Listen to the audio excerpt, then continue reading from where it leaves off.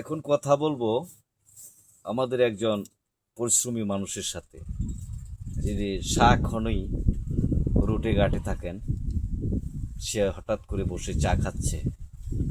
আসলে পরিশ্রমী মানুষ তো চাটা খুব মনোযোগ দিয়ে খাচ্ছে।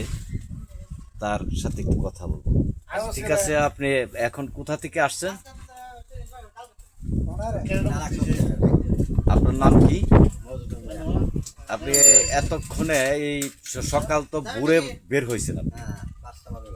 তো 5টা বাজে বের হলে আপনি এই পর্যন্ত কত টাকা কামাই করছেন? 500-700। তো আপনি আসলে সংসার খুব ভালো চলছে, তাই না?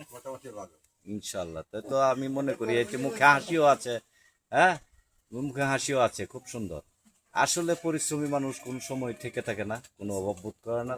তারা ইনশাল্লাহ দা এগিয়ে যাবে ইনশাল্লাহ। আমরা এই প্রত্যাশা ওনার জন্য রইল। শুভকামনা।